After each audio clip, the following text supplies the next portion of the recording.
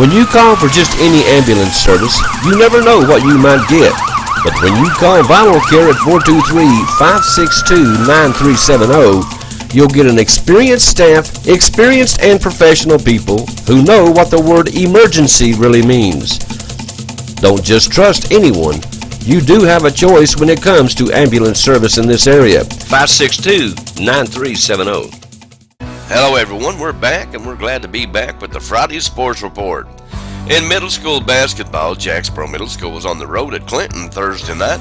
Matter of fact, they're on the road and won't play another homie until January 13th when they will play Horace Maynard. They will be at Horace Maynard January the 6th, at La Follette Middle School on the 9th, and then a homie against Horace Maynard. Anyway, they won both games Thursday night at Clinton, the girls and boys both. In the girls game, they won 39-28, and the boys, they also won 42-37 in a closer ball game, but still a big win on the road, especially for Wanda Snodgrass and her young lady Eagles, who needed a win. Cody Parker, in a text message, said it was a good quality win for his boys, and he was happy for them. And Wanda Snodgrass, in a text message, she was happy that it was a district win.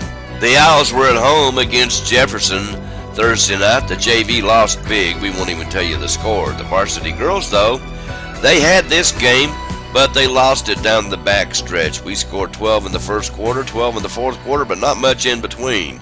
We only mustered 7 points in the second and third quarters. We didn't execute at times and lost in a close ball game 27-25. We had a slim 16-12 halftime lead, but it faded away along with the ball game. Katie Wells had 19, Skylar Boshiers had 18, Jayla Nelson had 9, Bailey Rutherford, Alexis Foster, and Carly Baldwin had 8 each. Blair Medley had 4, Brianna Tiller, had 2. The next game was worse. We had the ball game right there, but with seconds on the clock, the game tied at 42 all.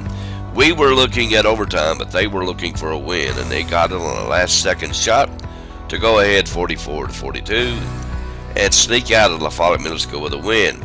It was a good ball game all the way through. Colby Bailey had 15, Logan Burry had 13, Tanner Davis had 11, Justin Nelson and Carter Wells dropped in 2 each. The Owls' next game will be at Robertsville on January the 6th. It was homecoming at La Follette Middle School Thursday night, and we certainly want to congratulate Miss Meredith Rippey, who was an 8th grader, and she was crowned the 2013 La Follette Middle School Basketball Homecoming Queen.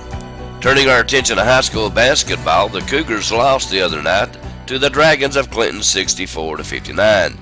But they didn't go down without a fight, but fell short nonetheless. The Lady Cougars right now, their story though, they started out slow, but they turned it up a notch or two, and they won their 6th straight victory the other night, 67-41 over the Lady Dragons, who didn't even put up a good fight.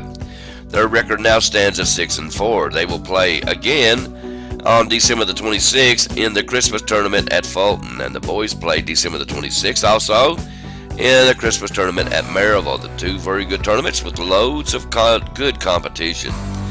The girls will play Unicoi County at 3 p.m. and the boys will play Maryville that same day at 8:15 p.m. against Maryville.